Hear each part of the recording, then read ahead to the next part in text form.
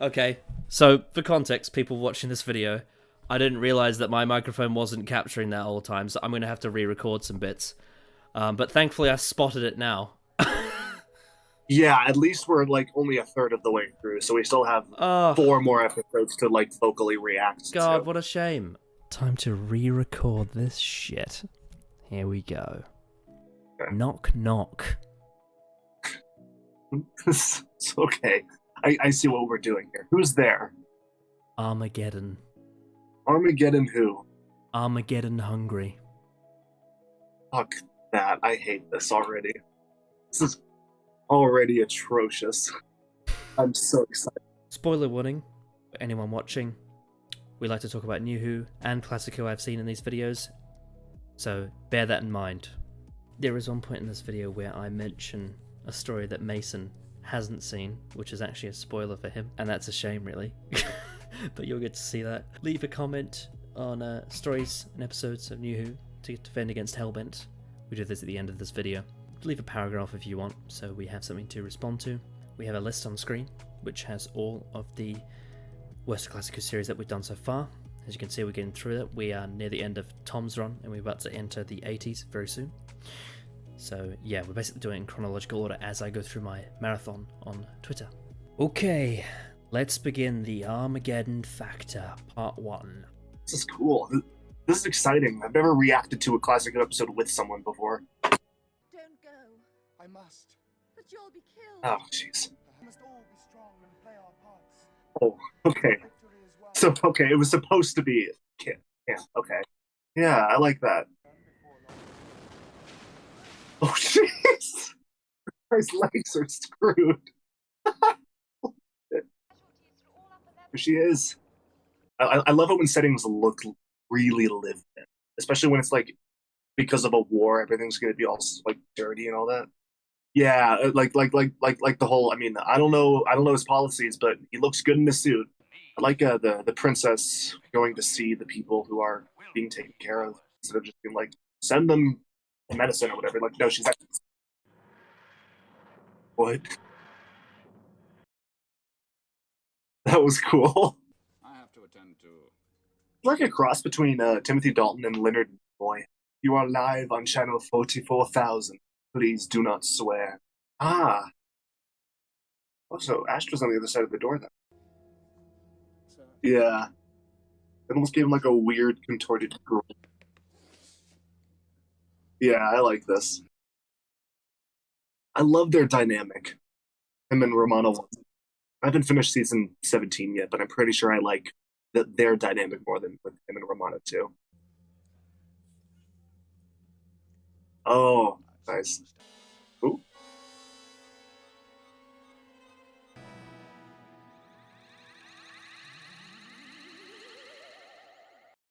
That was an effect. It's gone.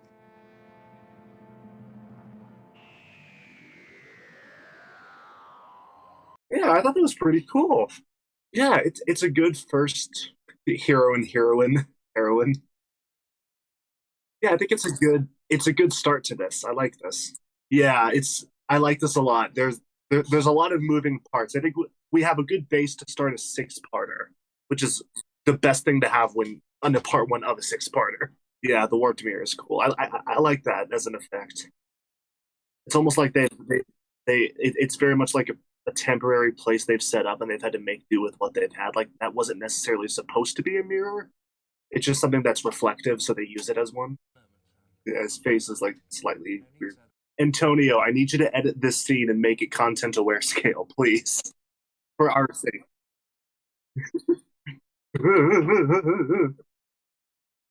Okay, for the war efforts.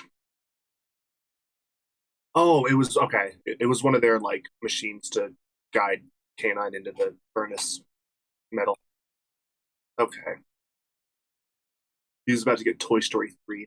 You'll just have to trust us, Merrick, will you? Connor, no. Connor, no. Apart from that circlet that Astra wears, Okay. is there anything else that you... No, she is a very attractive person. She like she has like the essence of like a Disney princess, like the way that her costume is. Every time I hear someone say that, I just like immediately think that they're Antony and My dear doctor, you have been naive. No. No. I hate this. Looks like he's wearing a onesie. Confirmed. Yeah, it's great. I love this. Ooh. Fuck, are we gonna see him like go crazy? Oh. There's 3 left, dude.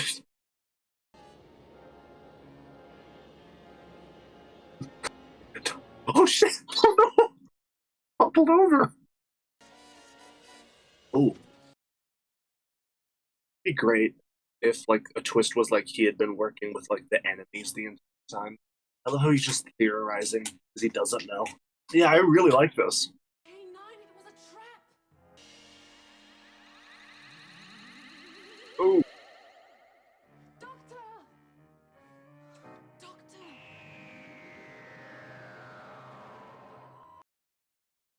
okay, I'm intrigued. I like this. Oh god, are we gonna have another fucking time monster on our hands? Where there's just us that are like, this is an unsung masterpiece. Oh yeah, the writing very much makes up for anything that the budget wouldn't be able to do. It raises the stakes by the writing itself. At least thus far. I remember in the beginning of part 1, I think I made a joke about how it looked like Space Invaders, and it still kind of does. But like at this point, it has a lot more weight behind it because you're like, oh god, they're dying. There's 5 left. Oh no, there's 4 left. Oh no, there's 3 left. Fuck, dude, you gotta pull them out. Yeah, this has a lot of stuff happening so far. Oh yeah, these first 2 parts are pretty good. Well, I was gonna say, I wonder if they're gonna do like a 2-parter, 4-parter kind of thing, where like these last 4 parts, maybe they're gonna be on like Zeos, and they're gonna be sort of a different story. Maybe I'm not sure. From the questions we still have in this setting, I don't think that they are, but still maybe. I'm sorry, what? It does what? No, I haven't seen it yet. Wait, Antarctica explodes? Trust me, like I'm gonna forget that. But what the fuck? Holy shit! Oh, you're fine. It's okay. But yeah, like for anyone that's watching, after this, I have to watch Creature from the Pit, Nightmare of Eden, and then Seeds of Doom, and then I've seen all the Fourth Doctor stories, and then I still need to watch the last 3 Third Doctor stories, and then I've seen all of those, and then I need to watch Warriors of the Deep, and then I've seen all of Classic Who. Knowing me, I'm probably gonna love them. To be completely honest. Yeah, this is great so far. I like this a lot. Not happy about that. I'm sorry about that. It man. happens. It happens. I should have tested it first. Maybe the Black Guardian is just like game or like DMing everything. This thing looks like the monster from Series 13 that we've seen pictures of. Oh dear. What? Like she's segment. What the hell? Well, because Ugh. The segments are in a sort of limbo closet in You're so full of shit. yeah. I love Tom Baker. Great. Ah! Even he was disturbed by it. I hope they fix that effect on the Season 16 Blu-ray. For the sake of my eyes. Ah! My eyes are gonna get radiation for all that. I'm gonna need to get even newer glasses. Oh, he's going in there as well. Ah! I don't like it. This place hasn't been used in a long time. Yeah, look at the dust on that. Yeah. Ugh. We keep using it. He's walking around so pantomime. I love it.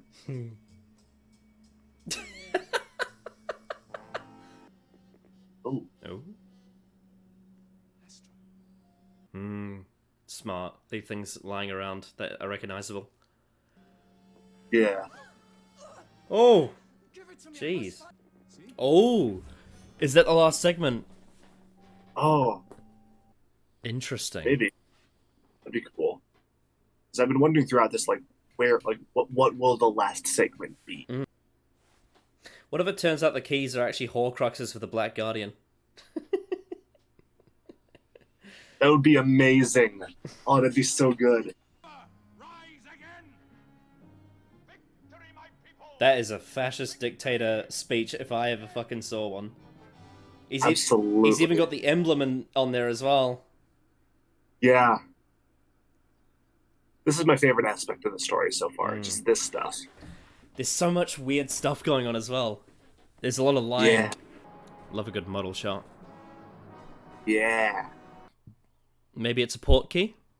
Love to see the 70s effect of a port. Oh, I love that. Yeah, that's cool. I love the side characters in the story. Ooh, Star Wars. Very Star Wars. Whoa. Is K9 the port key? What the hell's happening? Wow, K9's taking charge. Select all pictures that have traffic lights in them. The bees are disappearing. Oh, I've seen this set before. No wonder it never gets cleaned. Yeah. Oh, that's cool. Oh, that's fast. Okay, I like that. It's like playing chess against a computer. But it's a war. No wonder the Xeon's side is winning, because they don't have much emotional stakes in this. The next step is obliteration. For who? Everything. Oh. Oh. Oh dear. I loved that, I loved that scene of just the silence, the beeping, and then just everything. This is epic. Yeah. Oh, this is actually getting like a finale feel to it now. It does, absolutely. I'm getting the same thing we had with Time Monster, where it starts to feel like a finale. Yeah. Dude. Like, and not just because it's like, hey, we're gonna find the sixth piece. Like, this feels like a finale to a season. We're already halfway through. Damn. This is still. This is going by fast. This is still really good. Yeah. Like we're learning every scene. We're just learning more and more about this plot. Yeah, I will say this episode, especially towards the beginning, it did drag a little for me. Yeah, like I think it's a bit of a step down from the first two parts. I've noticed. I noticed that that tends to happen with six parters. It tends to be part 3 that has a bit of padding in it. They had that with the Time Monster, and they had it with Mutants, and they had it with a few others. But it didn't upset. It didn't upset me. I thought it was it was still. I think the good thing about this is that because you got actors like Tom Baker and Mary Tam, is that when you've got a bit of corridor padding, it's they can fill it in with like fun, if that makes sense. Oh yeah. Yeah. But no, I'm still really enjoying this. Yeah. I guess that's the good thing about the season is like it does a great job at introducing you to the concept of like this is what the Fourth Doctor is going to be like now, and like this is Romana too. So whenever you do get those core scenes, it's very much like we are already invested in these characters from everything else that's happened this season. Well, sort of we're going to be invested on. Well, sort of my headcanon that's based off what's in the text is that after the invasion of time, a lot of the Doctor's like beef with the Time Lords is kind of settled. Like a lot of his angst is over. That's why he's not as dark as he was early on in his run. And so you get that scene at the start of Rival Separation where he tells K9 that he just wants to go on holiday, but then of course he gets interrupted by the White Guard, and he's just like, oh, another thing interrupting my life. Yeah, and I think I like the idea that in season 16 and 17 he's just trying to run away from all the problems and just have a holiday. But then of course that in season 18 ends up getting him in trouble because he took his eye off the universe. It caused a lot of entropy, and then therefore it brings him back into that darkness again at the end of season 18, and he has to sacrifice himself. I think it's a really interesting character journey across multiple different showrunners, and it kind of I like that. That's cool. It kind of gives context as to why the character shifts around between all the different seasons. It's maybe not as like tight and planned as other Doctors, but I still think there is a journey there. Oh, absolutely. And I will say it's very much I like that headcanon, but it's also very much just what Tom Baker is feeling at the time. That is true, but I also think that kind of spontaneity and that sort of that meta emotional feeling he has on set really becomes his character. Like he always goes on about how the Fourth Doctor really is just him, and I quite like that. Yeah, I like that too. It makes it sort of believable in like just an actor to screen way, I think. And it almost feels like because they had to write a lot of his character based around how the actor was feeling, I feel like it gives it a sort of organic flavor to it. Yeah, I can see that. Yeah, I like that. Yeah. Anyway, we're already halfway through the story, and I'm just enraptured by this plot. Like, it's so interesting. I'm fascinated by where this is going.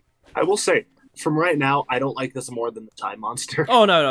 It's not better than the time. The Time Monster was a bloody intellectual dive into pendulum theory with Roger Delgado. I don't think that's that's hard to compare to.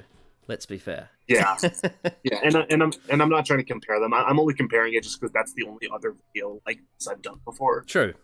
But yeah, I still really like this. But I am having a lot of fun, and I'm also I'm really deep into the plot now, and I just want to keep watching it and see what happens next. I also really like how K9 has a lot to do in this story. Oh yeah, he's like an actual character.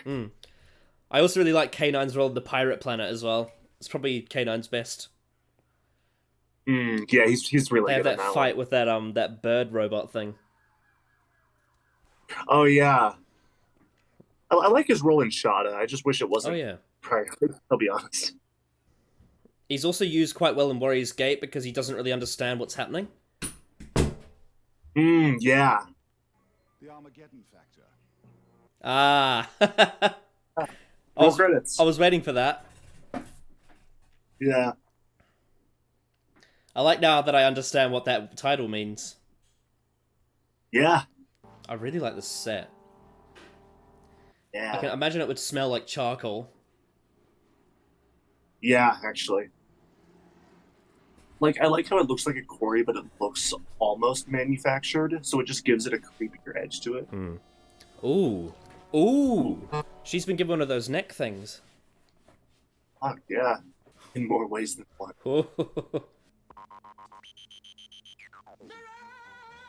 Oh. Double kill. Is that the Armageddon factor? Is like two sides kill each other? Ah. Merrick!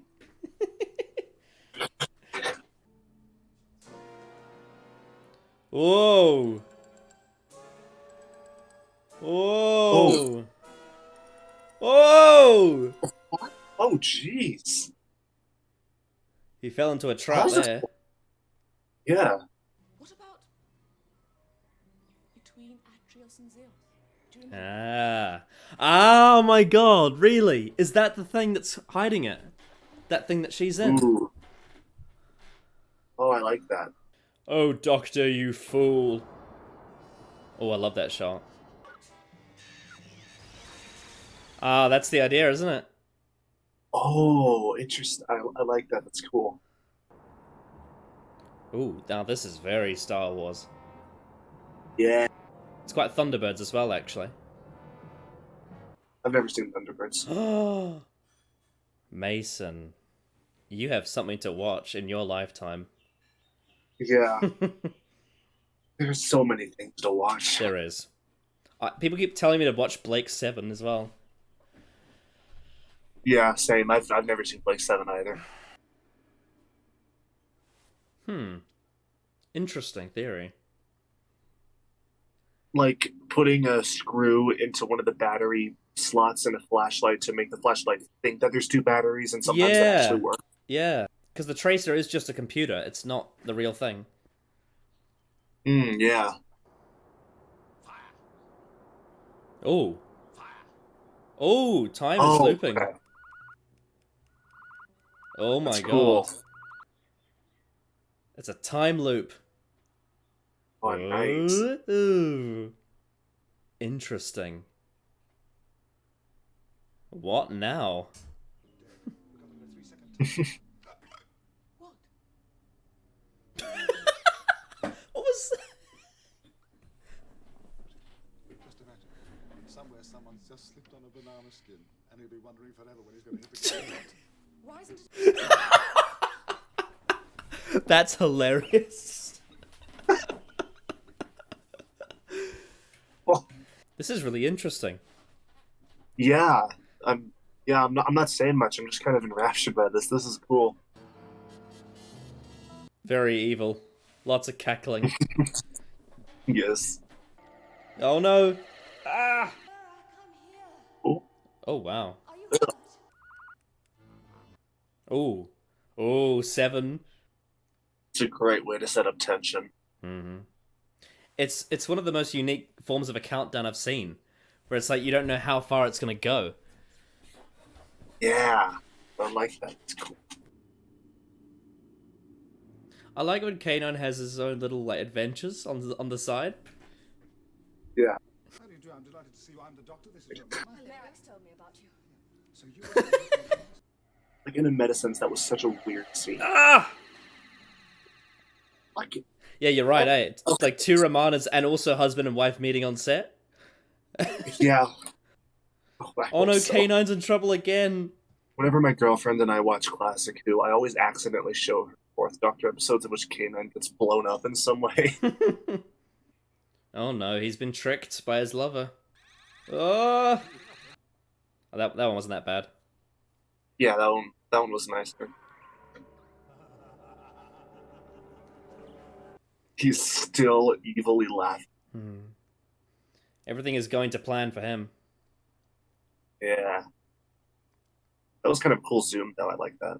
Oh, she's trying to get inside the TARDIS Yeah. for the shadow. Oh dear. Oh dear. Mm. Oh dear. Mm. He knows now. So now we have the 3rd planet, I believe. The domain. If you could call it that. Oh no, K9. Oh!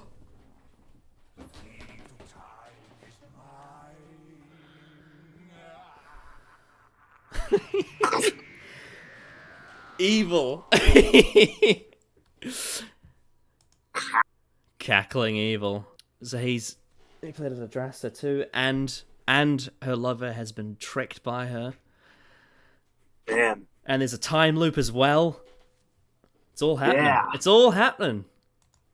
This is a proper finale and a proper 6-parter. Yeah, and I again, like I said, I really like how they at the start of the part 4 they reveal what the Armageddon factor actually means is when 2 wars collide together and there's a big explosion and both sides lose. Yeah, I love that. Yeah, that's such a great idea, and I love it when you watch stories and then look back at the title and go, "Oh, okay." Mm-hmm. I love it when they do that. I think one of my favorite titles of stories in Doctor Who is the God Complex, and the reason why is it has multiple meanings. Because at first you think they're describing the hotel, but then by the end it's also about the Doctor as well. Yeah, I love that. That's one of I love that. that's one of my So good. favorite Moffat era episodes. I love the God Complex. Same. It's really good. I So love that good. one. How good is Tom Baker in this story? Oh yes, he's quite nice. He's really putting in a shift. Yeah. Oh yeah, and like we said, that meeting between Drasta and the Doctor, it's really interesting metatextual, especially with Mary Tam standing right there. Yeah, it's weird. It's like 2 Romanas meeting each other and husband and wife meeting each other at the same time. I once again, I just want to keep getting into it. You know, I just want to start part 5, and because I'm just so intrigued by the story. It's just so like it just keeps on ticking along, and I keep finding out more, and it's just like so good. Yeah, I like this. Let's keep on going. Alrighty then. I think in this episode we'll figure out what the Black Guardian's up to, whether they are the Shadow or not. Yeah. I love that design. That's so cool. Yeah, it feels alien. It almost looks like teeth, actually. Also, the way K9 calls him Master. K9 evil? Oh no. Oh no. I was not expecting this. I wasn't expecting any of this, to be honest. You can see it eroding as well. Yeah. The Doctor doesn't want to let Astra know that he knows what's on her neck. Yeah. Go, the Romanas. What do you think of Romana One's costume in this one compared to other ones? I mean, I think all her costumes are pretty great from memory. Yeah. She's very majestic. Yes, absolutely. She has a very good screen presence. Almost larger than life in a way, if you get what I mean. Oh yeah, I can definitely see that. I like the music. I like that it's like a horror scene and K9's the one that's the scary one.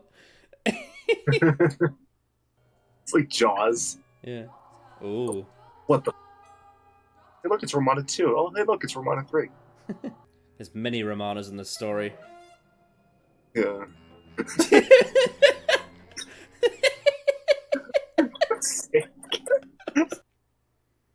All I'm just thinking is Mary Tams, Romana's looking at her and being like, I wish I looked like her. Yeah, actually. Ooh. What?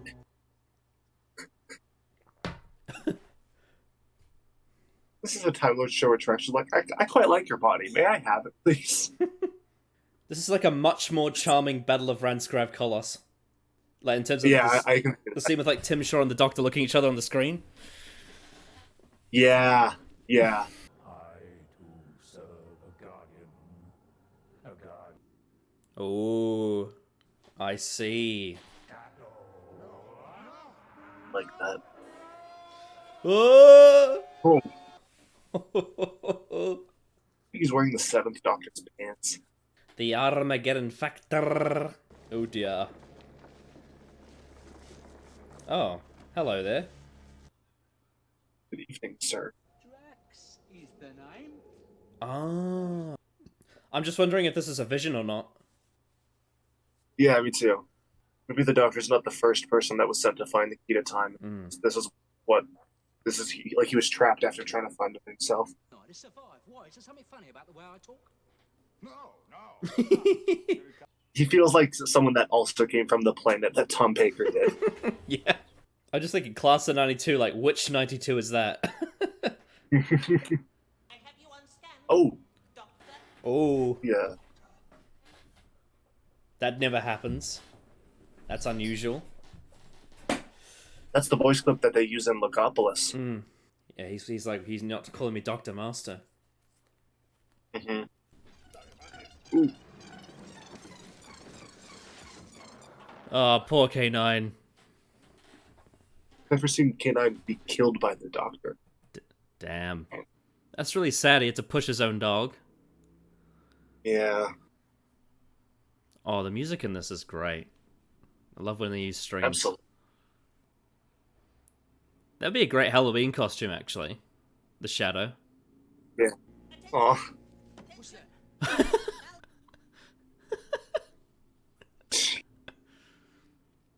I love this guy. That better? Affirmative. John Leeson's having a good time, isn't he? Yeah, he is. I can feel it in his performance. It's amazing. Your Yeah. silliness is noted. Your silliness is noted. I love this. Very sick and twisted. This shadow creature just wants Armageddon. Yeah. To revel in the destruction of everything. And this is tense. I'm into this. Oh yeah. The stakes have been built up very well. Yes. It's just like, what the hell's the Doctor gonna do? Yeah. I just really hope it's not an anticlimax. Drax, no. Oh. What?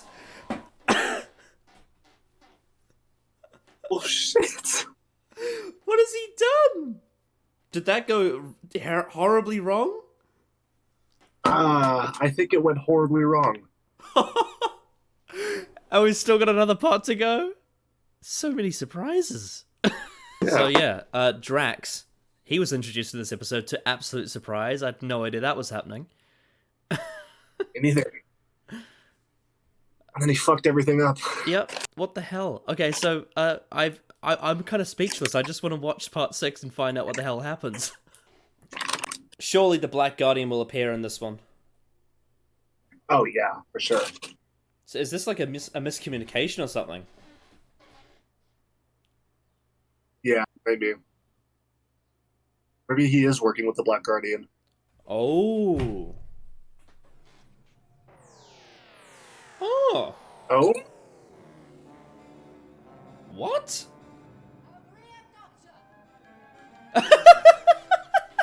No. It shrinks them. I see. No, I was aiming at you. Why didn't you shrink the mute? Drax, you fucking idiot. Holy shit, really? They like manufactured the accident that happened in Planet of Giants. Yeah. Is there a reverse on that thing that brings them back to normal? I hope so. Drax, Ooh. you fool, you were meant to shrink the bloody... Oh, 6, 5, 4, 3. Oh, it's on 3 now. I like this a lot. This is really good. Time is stretching. It's like the opposite of Warrior's Gate. It's like stretching rather than shrinking. Mm-hmm. But rather than mass, it's time. How far does it go now? Oh, okay. Jeez. It's literally on the brink This of is tense. it being fired. Yeah. Yeah. This is so tense. I'm just thinking, would the missile have enough force to break the time loop if it escaped it? Or would the time loop keep going and it would just send multiple missiles and it would become a paradox? I'm just thinking. Oh no, that would be awful. This is the last episode that ever featured Mary Tam. Yeah. Apart from her Big Finish stuff. This is the time of my becoming. My Wait. transcendence. Is she the sixth key? The sixth segment? Metamorphosis. Oh! Is she the sixth segment? Holy shit. Is she? I guess we'll find out. She said metamorphosis. Does that mean she's going to transform into it? Yeah. Yeah, it would make sense. Like the bracelet had like the essence of like it had just been in contact with the sixth key. Oh, it's Oh got, geez, that is like chunks. it's got like a hole in it now. Yeah. I thought that a person would be the sixth segment. Isn't that what the last Horcrux is as well? Because it's Harry? Yeah. Yeah. Oh, her lover must be his love must be destroyed. That's awful. Oh. Must have sparked at him.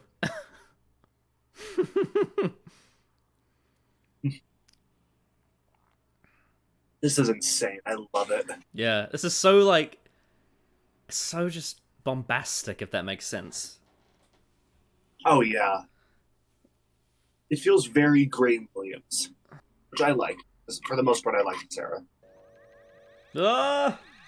The worst thing about this Jeez. bloody story is that light. Jesus. My eyes. We had to have one more for the road. Is the Shadow going to realize that it's not going to work? Also, the time loop. The time loop's about to snap as well. Yeah. There's a lot of stakes right now. Jeez. This really is a finale. Absolutely. I laugh in the face of people that say that Classic Who didn't have finales. They're absolutely wrong. Oh, yeah. Especially the 70s. The 70s had a lot of finales that felt like finales. Oh, yeah. Like, it wasn't all the time, but they did do them. Oh, Wow. Deliciously evil. yeah. He has the last Infinity Stone. K9! Apologies, Master. What if he can't fit the puzzle together? There we go. It does reverse. I'm staying here to look for Astra. What about the shadow? Oh, you don't even know. Oh, that's awful. Also, the accident actually worked. 2, 1. Oh! Jeez, they are really cutting this close. I'm on the edge of my seat. Yeah. Ah! Come on, Drax! Oh, yes. Oh, Setting his missile. There he is. Hmm. Ah, Hmm. that's the White Guardian. I was just thinking, like, Oh, if the they were deflective force inverting it- field. Do you remember that at the start of the story? Oh. I forgot about that. Oh. Man. Because I can do anything. As from this moment, there's no such thing as free will in the entire universe. There's only my will because I possess the key to time. Doctor, are you all right? Well, of course I'm all right, but suppose I wasn't.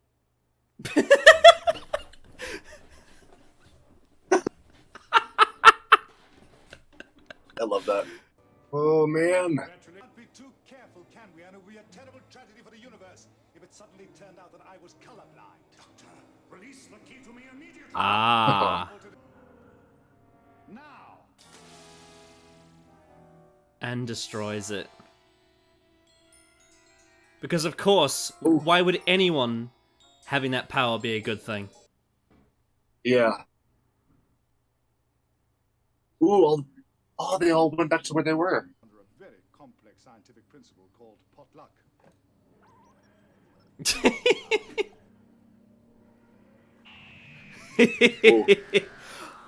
I like how each Williams season ends with the Doctor smiling.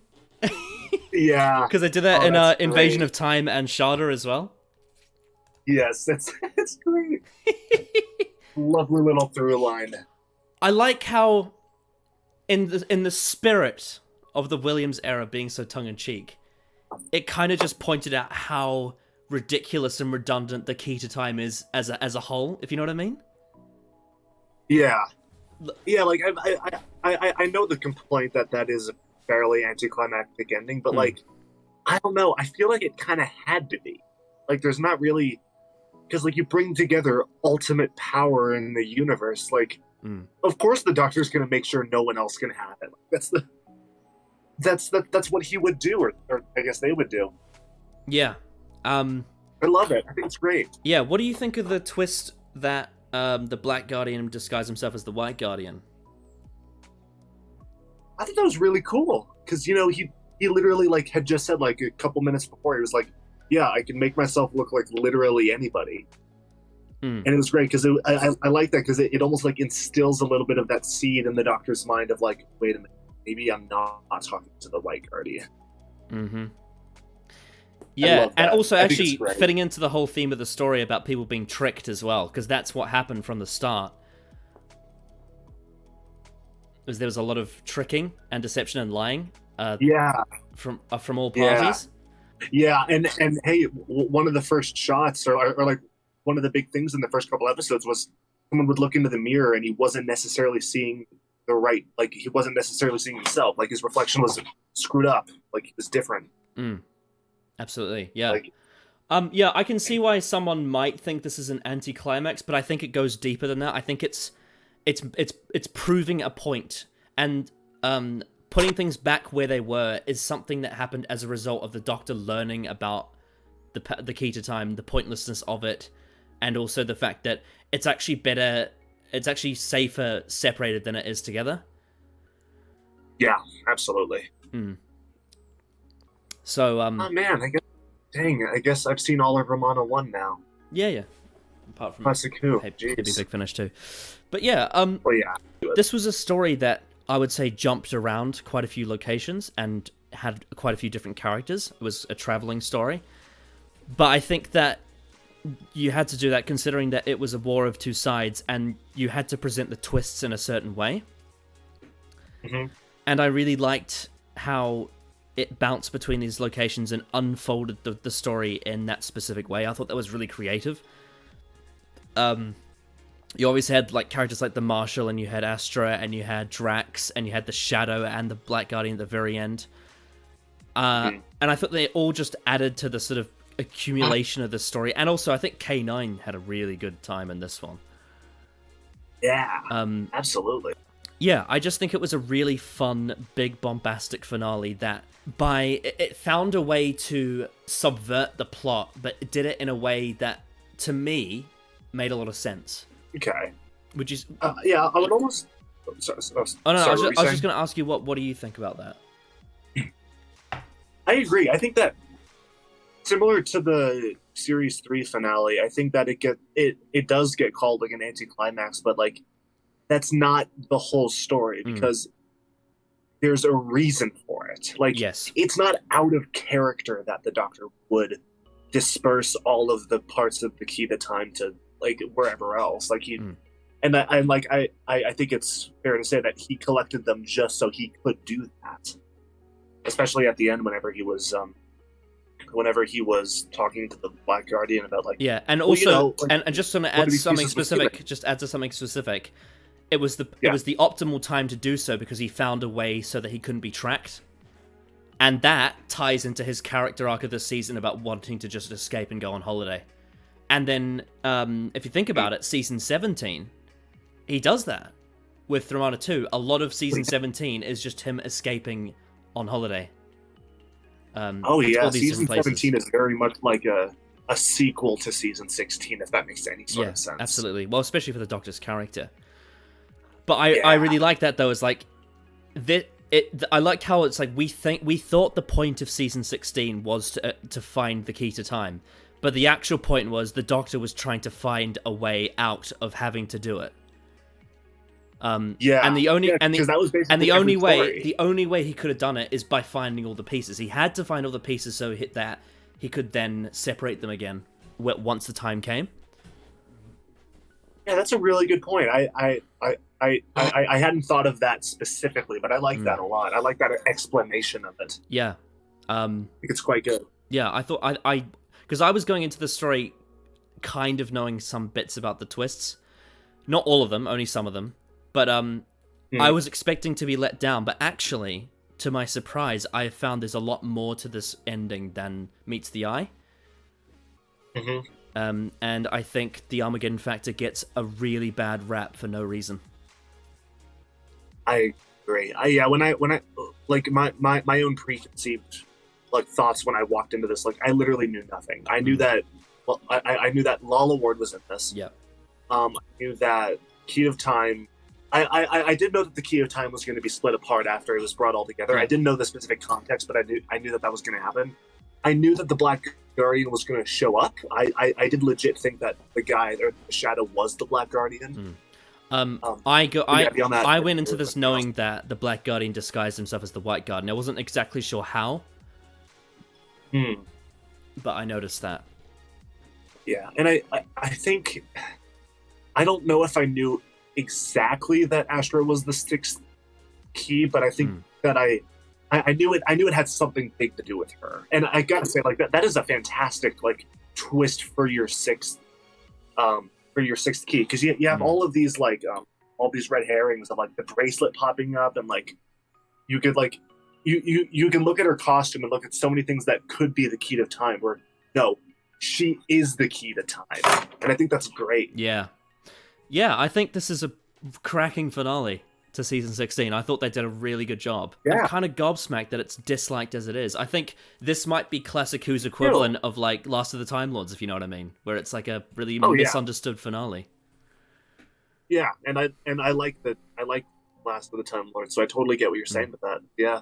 Oh yeah, I'm a big Absolutely. I thought like and like don't get me wrong, I don't think this is like an unsung masterpiece. It's not like a masterpiece. No, it's not. It's just a pretty good finale to a season. Yeah, I thought it was I really enjoyed it. I thought it was really solid. I suppose if I were to nitpick, there's a few uneven pacing issues. Like some bits are a bit slow, some bits are a bit fast. Especially I think the last episode's a bit crammed in terms of pacing. But the narrative itself was told well, if that makes sense. Yeah, absolutely. And I do think that in hindsight, the episode did have a bit of a two-parter than four-parter kind of syndrome. It was the same story, but like the first one felt very much like a sort of mystery as to like who is this guy, what are his motivations, and then the last one is just like, oh, these things are coming and taking everyone. This guy wants the key to time. Who's this guy? And you know, and then we kind of left. What was it? The Marshal? Yeah, the Marshal. Yeah. So, and we kind of left him, and he was just kind of stuck in the time loop for most of the last half of the story, which I was kind of disappointed by personally. Yeah, I think if we'd gotten a little bit more of the Marshal after the time loop, that would have I would have liked to seen maybe a scene with him, at least at the end. That's probably one thing you could have asked for, because he was one of the most interesting characters in like the first half of the story. Oh yeah, absolutely. Yeah, but I do really like the whole thing of the way the Armageddon of the situation was unfolded and explained, and how this whole war that we thought was going on one side was all just a lie and a trick, just to get them to collide. Mm-hmm. So yeah. Yeah, and it was really fun. I loved this. There were a lot of great ideas. I love the execution of said ideas. It was really good. Yeah, I guess you could say the Marshal's role in this is a bit like the Brigadiers in the Time Monster, if you know what I mean, where they get taken out of the story in like a time pause or time loop. Yeah, in terms of narrative, I don't think they serve the same purpose plot wise, but yeah, like similarly as they're like taken out of the story halfway through. Mm.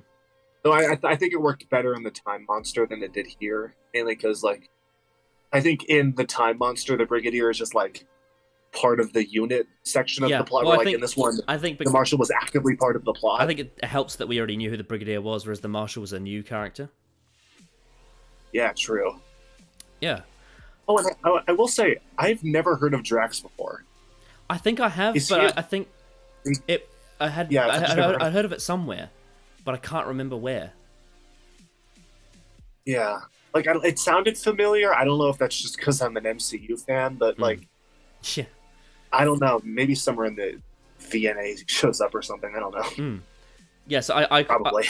So what was that? I'm trying to remember, because there was a lot that happened. I was just trying to specifically remember how he ended up on that ship or on that third planet. On the planet, he was doing well. From what I could tell, he seemed very much like a repairman for hire, almost. Oh, right. And like because he was hired to build the war. Oh yes, of course. Yeah. So and then he was just kind of stuck there. Yeah, he was. And he's not very smart. He was an interesting character because he's so unlike other Time Lords. He's kind of like Absolutely. He's kind of like another throwaway, a bit like the Doctor. Yeah, if all other Time Lords are like a step up from the Doctor, this guy's like a step down from the Doctor. Yeah, he's like ground level. Yeah, but very much. And yet, despite that, he helped in part of saving the universe from the Key to Time and the Armageddon. Yeah, that's quite cool. Because he fucked up and shot the Doctor with the shrink ray. Yes. Accidentally saved the universe by being a knob. Yeah. And that's just like, it's so insane that like this Doctor Who finale, a shrink ray was like one of the final cliffhangers. Like that's just, it's such a crazy story. But I think it works. But I think that's so in tone with this era. Like the Williams era is so tongue in cheek that I feel like that's so fitting.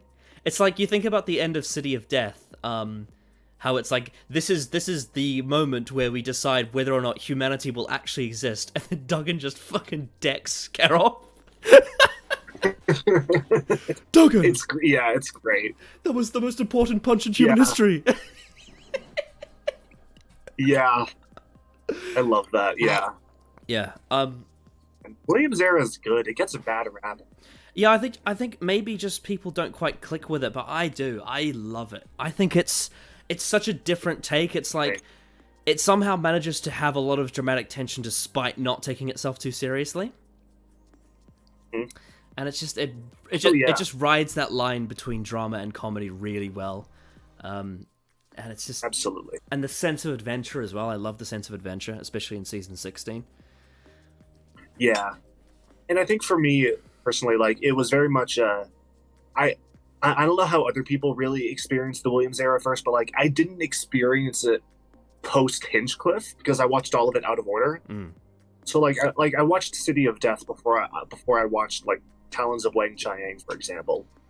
Like, I experienced it all out of order. And the only season where I can really feel like, oh, two eras are clashing is season 15, which is one of my least favorite Classic Who seasons, personally. It's a weird transition period. I still like it, apart from the Invasion of Time, but it is odd when you think about it. It's a weird sort of like half Williams, half Hinchcliffe, and it's like something strange. Yeah.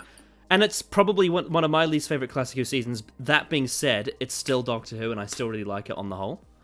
But yeah, but it still has horror thing. it's certainly my David certainly my least favorite Tom Baker season though, because the other 6 are just stellar, in my opinion. Anyway, but And granted, I've still not seen most of. Well, I'm still missing 2 stories from season 17. So am I, Yeah, I actually. think season. I which ones are you missing? haven't seen Destiny or Horns. Oh, interesting. Yeah. Do you know how they do the Romana regeneration? And I have seen that one scene. Yeah, I have seen that scene. Okay, got it. It's quite funny. Okay. Got it. Yeah. But I love City of Death and Sharda. They're great stories, and Creature in the Pit and Nightmare of Eden are really underrated. So I hope you enjoyed them too.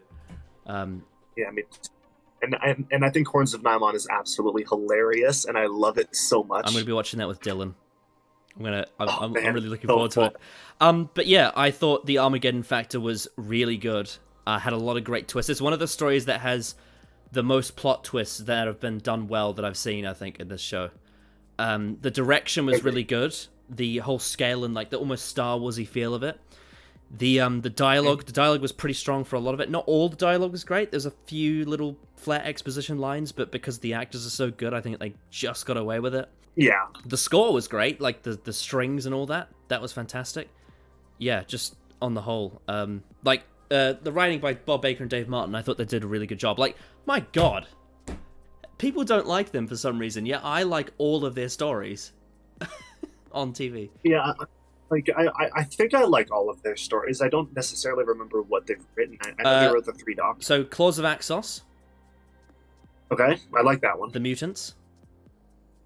I like that one. I like Mutants. The 3 Doctors. I love that one. I think it's in my top 10 classic stories. The Sontaran Experiment. Okay. I don't like that one. You don't like that one? I don't Oh, like that. okay. No, it's not. It's so great. All right then. The Hand of Fear. I like the Hand of Fear. That one's really good. The Invisible Enemy. I really like the Invisible Enemy, actually. Okay. I think that's also an overhated story. I personally. think so too. Underworld. Oh, fuck. Okay, you don't like Underworld? Fuck Underworld. I hate Underworld. No, it's awful. Well, I'm sure you'll. you'll cringe when my reaction to it comes out. And then there's this one, and then there's Nightmare of Eden. You haven't seen Nightmare of Eden. No, I've not seen that. Nightmare of Eden is just Bob Baker. It's not Dave Martin. But I really like it. But yeah, I thought they did a really good job with this one. Absolutely, same. I think they did very good with balancing everything.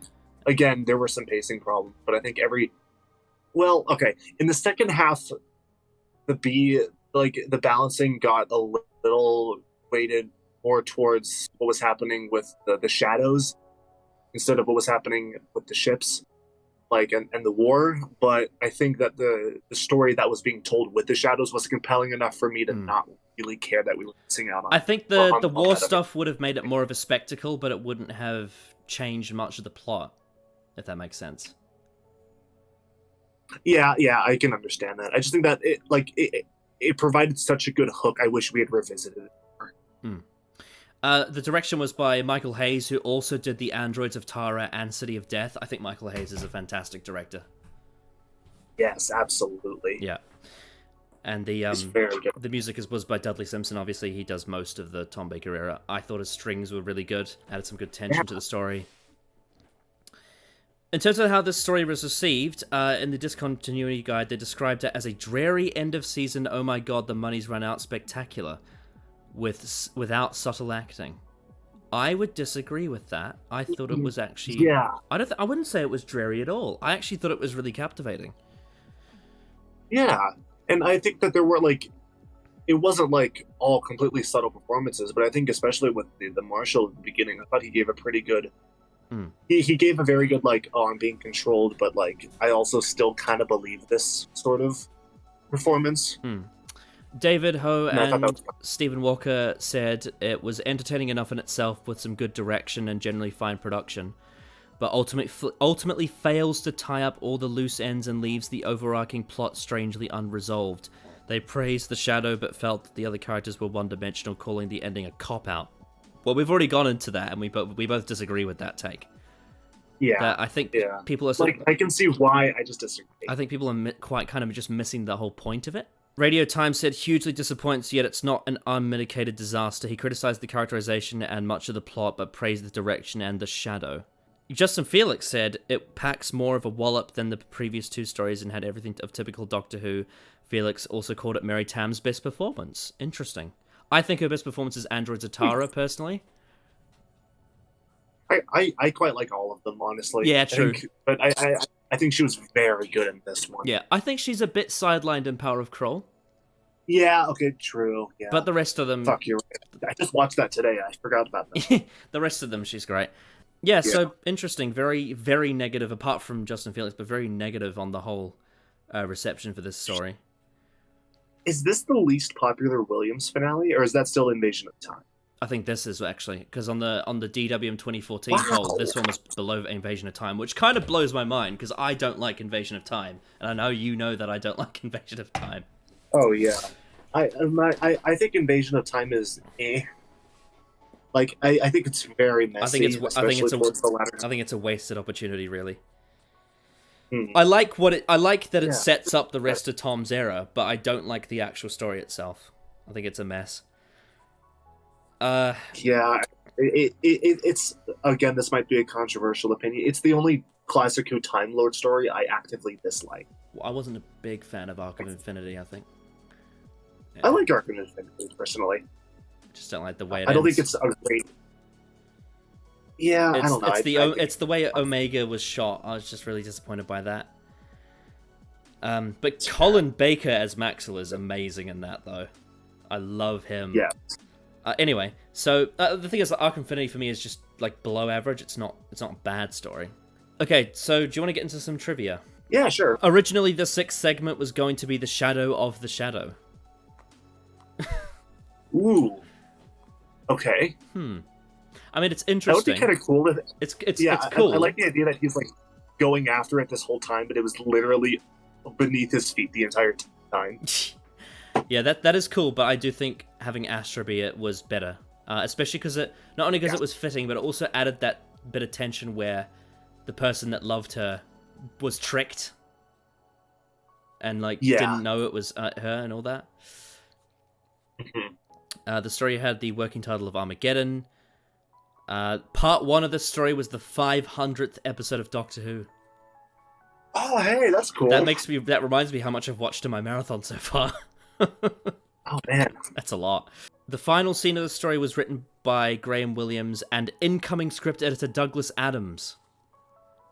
Interesting. Oh, that's awesome. Oh, I love that. That's so cool. That explains why the Doctor does that funny thing where he pretends to be evil. Yeah, that's I think very that much scene actually is really good because it shows like how silly it is to want to have the key to time. Like that's the Doctor was proving a point of like, well, what if I wanted the key to time, and then mocks the idea of it. Yeah, I like that a lot. It's a really good scene. This was the final 6-part story broadcast until Dreamland in 2009. Because Sharda never got broadcast, and technically the Two Doctors is 3 episodes, even though it's the same length. Man, that's crazy. Jeez. Okay. How about this? How do you think of this as a 6-parter to end the classic Who 6-parters? I think I would have preferred if it was Sharda. I like Sharda more than this one. Oh, I wish Sharda was broadcast so people wouldn't shit on season 17 so much. Yeah. I think the Graham Williams and also the great thing about Sharda is it introduces entropy as a concept into the show, which becomes a big part of season 18. Yeah. So yeah. And I think the Williams finales, they get better and better as the seasons go by. The only problem is the last one never actually aired. Yeah. So true. it's less impressive than it sounds. Wow, this is a great bit of trivia. So according to Mary Tam, it was during this series that she made a final decision to leave. She jokingly suggested that Lalla Ward would replace her. Oh, that's awesome. And she actually did. Damn, I wonder how she got the job. 23 minutes into part 5, a technical fault on the playback resulted in the program going off air for 20 seconds. The break occurred at the point where the Doctor is escorted to the TARDIS by the Mute, and the Shadow makes to remove his control device from the Princess Astra, saying, "Now, Princess, your work is done. You're dest." BBC Continuity apologized for the viewer's breakdown in transmission, displaying a temporary fault caption slide and play music. Gotcha by Tom Scott. Better known as the theme music of NBC's cop buddy show Starsky and Hutch, until the fault was rectified. When it was restarted, the PLO color videotape had been slightly rewound, so there was a repeat of the action immediately prior to the break, with the Shadow's previously interrupted line also finally completed as "Your destiny is at hand." Wow. Wow. What a fuck up. Holy, seriously, yeah. It was Horror Fang Rock that had the like hacking of the broadcast, right? Yeah, maybe. Was it Horror Fang? I can't remember. It was on the set of this story that Tom Baker was very angry with some scripts. However, Michael Hayes, the director, really got along with him. Well, he put in a damn good performance. Did, yeah. It's funny because he's like that. I feel like he's like that in season 18 as well, where he hates the script, but his performance is really good. Yeah, the script matches the attitude in which Tom Baker is approaching the Doctor. It was like I think it was like in Pyramids of Mars, like he had a really bad day, but his performance in Pyramids of Mars is so good. Yeah, absolutely, yeah. Because he really didn't like this. Well, he had a big trouble with the director. It's just it's kind of amazing how it's kind of amazing how the Fourth Doctor's character is often shaped around how Tom was feeling on the day of shooting. Yeah, actually, like that kind of spontaneity. He really was the Fourth Doctor. That kind of spontaneity is really cool. It's quite unique. Like it's almost like his character is improvised to some extent. Yeah, absolutely. And I think that's what makes him so distinct, is you can't plan the Fourth Doctor's character. It just comes from the actor's personality and emotion. Yeah. That is the one thing that I don't think has been really captured on audio as best, because I don't think that Tom Baker really has those days where he's like, I'm not a fan of this script. This is how I'm going to act. I think he gives a fairly consistent performance. Here's an interesting bit of trivia. The Black Guardian originally didn't appear in the climax. Originally, the Doctor simply decided that he did not trust the White Guardian with the key, and consequentially scattered the Six Sigmas to prevent anyone from controlling it. So it would have had the same point, obviously. But this was changed when Cyril Luckham, who played the White Guardian in the Ribos operation, was unavailable to reprise his role. So they ended up hiring a new actor to play the Black Guardian and having them disguised as the White Guardian. I like that more than what the original thing was, personally. I think it would have been worse if the Doctor was just like, eh. I also think it would have been worse if we'd never actually seen the Black Guardian, so I'm happy that we did see them. Yeah, absolutely. So it's kind of like a happy accident, really. Yeah, definitely. It's so weird how much of Doctor Who happened because of like an onset be like, we're gonna change this, like with the Brigadier being casted as Nicholas Courtney and Web of Fear. Exactly, yeah. So much there, isn't it? All right. Yeah. Give your conclusion and rating out of 10 for the Armageddon factor. All right, conclusion. So it ends the Key to Time season, not perfectly, but I think well enough. I think it's not given as much credit as it could have. I think it's great. I think it's adventurous. I think it's interesting. It has a lot of really great hooks at the beginning, and I think that while not all of them lead onto amazing payoffs, I think that I think the rest of the episode is just as compelling, especially when we get introduced to characters such as the Shadow and Drax, like in the last half. So, and I think that like all the performances given are great. I think it's a great final outing for Mary Tam, even though, I guess they would have known that she was leaving because she decided on set. But I think that she really did give it her all. I think that it's weird to say, but like Lalla Ward did great, like bouncing off of Tom Baker and Mary Tam and everyone else in the role as Princess Astra, and she didn't feel like Leela or no, sorry, Romana 2, like from later on. They feel like very different characters. So I think that speaks to the strength of Lalla Ward as an actress. And so yeah, I just think everyone was good, especially the Marshal at the beginning. That was a great performance. So yeah, I think overall it's really good. I think it's absolutely overhated. I think that people focus too much on the ending without really considering like what had been happening up to that point, because I definitely think that there's been a thing of like because because the thing with the Fourth Doctor going, yes, we have the power for all of we had the power to stop reality. Granted, it got more and more like corroded as time went on, but like we had that power, and I think that does sort of foreshadow the ending in which he decides, no, we're going to split this apart. So yeah, I think it's pretty good. I think I would give it personally a I'm between a 7 and an 8, so I think I'll give it a 7.5 out of 10 personally. Very good. Okay, yeah, the Armageddon factor is certainly better than people say. I think they missed the point of the climax and how this is something that had been built up since the Rebels operation. The Doctor, over the course and then by the end, realizing the pointlessness of having it, and actually the fact that it's more dangerous being together than apart.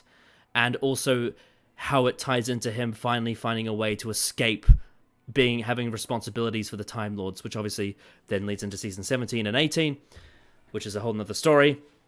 But I really like this story. I think it has some great twists. It has a great unfolding plot. K9 gets a lot to do, which is great. Mary Tam and Lalla Ward were fantastic, as was Tom Baker. The Shadow was a great cackling villain. The twist of the Guardian at the end was interesting, even if it wasn't planned originally. And I think, whilst not perfect, it does have a few, like, some of the pacing is a little bit sharp in some areas. Like, some of the things that were introduced and taken out were a bit, like, they could have been smoothed a little bit. I still think, on the whole, it's a really solid finale with what is, for me, a satisfying subversion of what you would think the ending of this would be.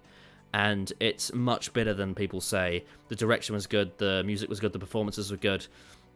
And on the whole, I just really liked it. And I am going to give it... Ooh, what am I going to give it? I'm tossing up a little bit here. Just going to have a think about this. I'm going to give the Armageddon factor an 8.5 out of 10. I'm going to give it an 8.5. Just an 8.5. It's just going to scrape. That's great. I accept that score. Yeah, because I had the number I had in my head for a lot of the story was 9, but then I think in the last 2 episodes, just some of it was just a little bit. The craft on it was a little bit cut, and then also you had the bit of some of the plot in the early story, like with the Marshal, they didn't revisit it, and I wish they could have. So with another draft and another, like, a more refined polish, this could have been elevated to like a classic, but I think it just falls short of that because of some issues. But for the most part, I think it's an excellent story and very underrated, and I'm satisfied. Honestly, I'm satisfied as that on the whole as a ending to the Key to Time. Yeah, me too. I think it's a solid ending, and it makes me enjoy season 16 as a whole pretty well. Mm-hmm. Oh yeah, I'm a big fan of this season, and now I can really nail that down now that I've seen all of it. Alright then, so that means we only have one more thing to do, and that is to defend a New Who episode against Hellbent. And this time, we're going to be doing the one and only Nightmare in Silver, which I have rewatched twice recently. Once for my own viewing for some reason, I don't know why I watched it. And then I also watched it on the Maddox Watch Along Discord thing, because I wanted to see his reaction to it, because I know he hates that story, and it was funny. I don't actually know what your thoughts are, so... Mason, why don't you give your take on why you think Nightmare in Silver is better than Hellbent? Okay, well, let's see. Why do I think that Nightmare in Silver is better than Hellbent? Well, I guess I'll give my base opinions. It's probably my least favorite story of Series 7. I don't know if it's my least favorite Matt Smith story. That might still be Victory of the Daleks. I'm not sure. However, I think that the story does have a very, very interesting setting of just a rundown, abandoned space amusement park, which I think is actually pretty freaking atmospheric, especially in like those earlier scenes. And I think that the opening hook, even though in hindsight it kind of doesn't mean anything, the whole like Cybermen playing chess, I really like that, because like I it reminds me of like whenever I was younger, I would like read up on this history about like of like in the 1800s, people would go up to these machines and like play chess with like a robot or whatever, but it was secretly just a guy in a box. And it, like, when I first watched it, I thought of that and I was like, ooh, that's kind of cool, like having a Cyberman be that sort of robot. Again, it was a guy in a box. And but yeah, also it doesn't make the previous episode seem pointless, Well- which is a big plus. Well, because the only tie it has to the Crimson Horror is the children, right? Yeah. Oh, yeah. Because at the end they're like, "Hey, we found these photos of you," and then yeah. But yeah, I think overall, I think Nightmare on Silver, I don't hate it. It's just kind of there for me. It has a lot of elements that I'm just like, cool. All right, I'm gonna forget about that in like 15 minutes. But yeah, like I think overall with Nightmare on Silver, I'm just kind of on it. Personally, I know it's very much hated by I think all of my Doctor friends. I'm definitely the one that likes it the most out of everyone. But even then, I'm not a big fan of it. But it's not Hellbent, because Hellbent, again, I don't want to reiterate what I said in the Time Monster in the Time Monster reaction, but it's not a good finale to the arc that Series 9 had been setting up, which is, in my opinion, Clara becoming the Doctor is a bad thing, because it eventually got her killed. And then she got her own TARDIS, and for whatever reason. And so yeah, it doesn't devalue a character arc. It has some interesting settings, it has some interesting initial hooks. So yeah, that is why I think Nightmare on Silver is better than Hellbent. Yeah, although I will say, in regards to character arcs, it does have probably one of my least favorite moments in the Series 7 arc, and that's at the very end, when the Doctor comments on Clara's skirt being too tight. Oh, that's in this episode? Yeah. Oh god. That's that. awful. It's been forever since this. Yeah. No, I don't like that. I've rewatched it recently, and personally, I really don't like Nightmare in Silver. It's one of those ones where the more I watch it, the more I dislike it. But I still don't dislike it as much as Hellbent, and the reason why is because buried under the mess that is Nightmare in Silver, and buried under the terrible Mr. Clever performance that I cannot stand, and all of the nonsense with the What was that? Kind of like that, but anyway, go on. Anyway, so under all the nonsense with the children and Warwick Davis and Clara and all those the fans that were in it, and the silly Cybermen running fast and just all that crap, under all of that, somewhere buried in there is an interesting Neil Gaiman idea that was not done. And someday I'll hope that Neil Gaiman gets to do like a Big Finish version of it, like a Lost Stories version of his Nightmare in Silver, because that would be great. But ooh yeah. But there is something in Nightmare in Silver, and I think it just takes just looking at it at a deep level to just see where the potential is. Whereas Hellbent, I think, is rotten to its core. Like, I think even the concept of Hellbent at its core is a problem. So the other thing, like, it's Nightmare in Silver, it's bad for many reasons, but it's just not quite as devastating as Hellbent is. Because I feel like with the Cybermen, you can recover from that. Like, look at World Enough in Time. They completely restored the faith that I had in the Cybermen in that. So it was comebackable, even though I really don't like the episode. I think you can come back from it. But with Hellbent, that Clara hybrid arc is, you can't come back from that. That's done. It's dismembered, it's chopped, it's dead. And no, there's nothing any writer could do to retcon that and make it better, because it's complete. And it's complete in a way that I don't like. But there's not much more I can say. I guess, I don't know, if I were to play a bit of devil's advocate, I do think the performances are better in Hellbent. Especially, like, I think Peter Capaldi is a much better actor in Hellbent than Matt Smith is in Nightmare in Silver. And I also think Jenna I Coleman. agree with that. I also think Jenna Coleman is better in Hellbent than she is in Nightmare in Silver as well. But at the same time, that doesn't really add much because the characters they're playing are written in a way that I really don't like. And both stories have grandiose direction to them. I think Hellbent probably is more artistic because it's Rachel Talalay, but Nightmare in Silver, it's not a terrible looking episode. I think the setting is interesting to look at some level. Yeah. But it's hard for me to defend Nightmare in Silver, unfortunately, but Because it's close for you, isn't it? it's quite the close. quality of these It's episodes? quite close, but there is a distinct difference in how much damage they do and how irreparable Hellbent is to me compared to Nightmare in Silver. I can brush Nightmare in Silver under the rug and not think about it, whereas Hellbent, it's inescapable. It's kind of gonna be part of the show forever, I think. And that's one of the biggest differences between them for me. Yeah. Yeah, it's very much like a one-off adventure versus the finale of a story arc. Oh, absolutely, yeah. Yeah, but I don't have much more to say. So yeah, that was a difficult one for me. Not as easy as some of the other ones I've done. Anything else you want to add on that? Yeah. Mason? On the going between the two, no, I agree. I think Nightmare in Silver is better than Hellbent. Yeah, I think most things are better. maybe we could talk about Mr. Clever another time because we are running short on time here. But true, yes, because I do. Yeah, no, I'm not going to go any further into that. yeah, we'll yeah, maybe on another time. Yeah, thanks for coming on this video to experience the Armageddon factor with me for the first time. Yeah, it was awesome. I enjoyed that a lot.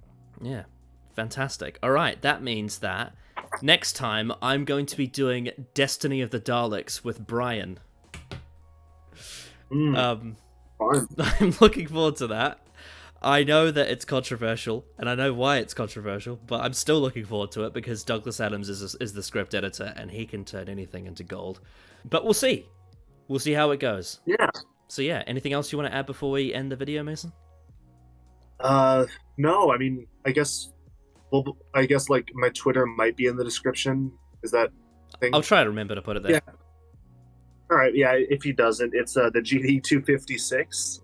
The GD256. It's a very difficult username. I don't know why I picked it, but if I ever do anything anywhere else, you'll know about it there. So if you enjoy my presence, then that's a good place to have me as a hub. Well, I like that it's 256 because it reminds me of that video where the coin flips probability was 1 in 256 chance of happening. Oh yeah, I remember that. So that was great. And then I prayed to the heavens and it all changed.